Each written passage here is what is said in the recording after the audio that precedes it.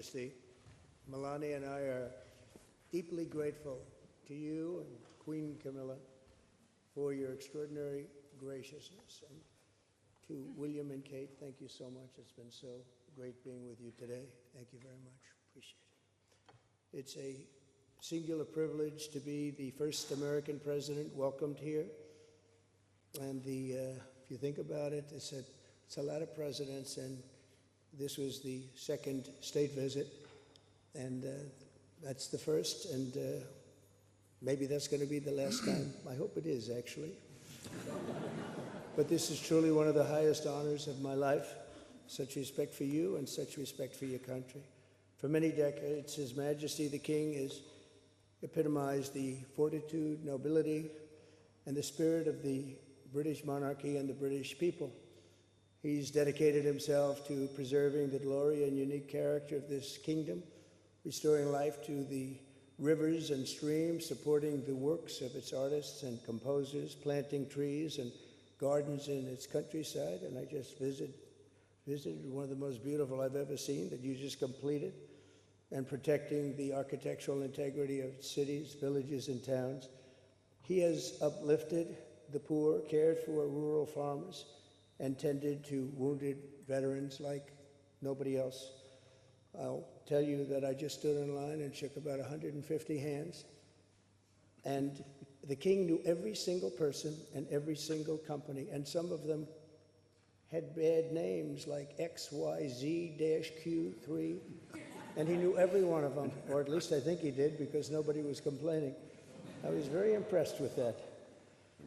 But I just want to say that His Majesty has also raised a remarkable son in His Royal Highness, Prince of Wales. Really amazing. We've gotten to know you, and I think you're going to have an unbelievable success in the future. Melania and I are delighted to visit again with Prince William and to see Her Royal Highness, Princess Catherine, so radiant and so healthy, so beautiful.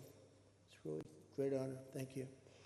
Many years ago, His Majesty opened his archives to a biographer. Among the documents was a letter from 1993 in which he described the patriotism and guided his many projects. He wrote that he was, quote, entirely motivated by a desperate desire to put the great back into Great Britain. In the finest tradition of British sovereigns, he has given his whole heart, everything he's got, to those parts of Britain that are beyond the realm of mere legislation.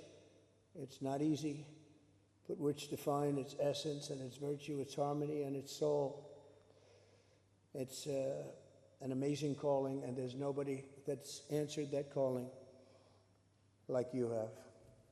A fifth of all of humanity speaks, writes, thinks, and prays in the language born on these isles and perfected in the pages of Shakespeare and Dickens and Tolkien, Lewis, Orwell, and Kipling.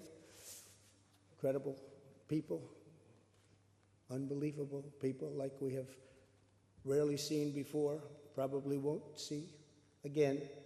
The lion-hearted people of this kingdom defeated Napoleon, unleashed the Industrial Revolution, destroyed slavery, and defended civilization in the darkest days of fascism and communism. The British gave the world the Magna Carta, the modern parliament, and Francis Bacon's scientific method. They gave us the works of Locke, Hobbes, Smith, and Burke, Newton, and Blackstone. The legal, intellectual, cultural, and political traditions of this kingdom have been among the highest achievements of mankind. There's really never been anything like it. The British Empire laid the foundations of law, liberty, free speech, and individual rights virtually everywhere the Union Jack has ever flown, including a place called America. You know that place very well, don't you? His Majesty spoke eloquently about the bond which inspired Sir Winston Churchill, and the bust is in the Oval Office right now, the beautiful bust of Winston Churchill, to coin the phrase special relationship. But seen from American eyes, the word special does not begin to do it justice. We're joined by history and fate and by love and language and by transcendent ties of culture, tradition, ancestry, and destiny. We're like two notes in one chord or two verses of the same poem, each beautiful on its own, but really meant to be played together.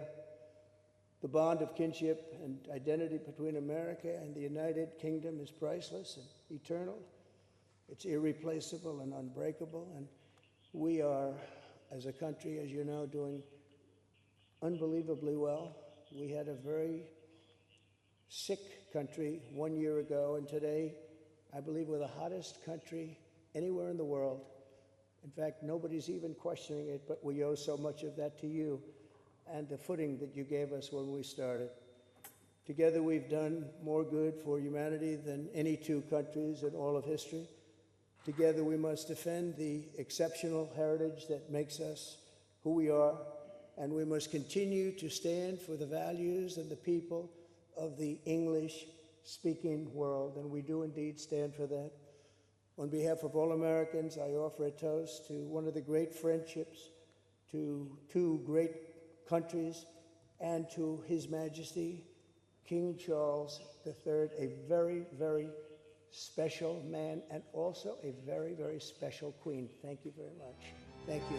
Thank you very much.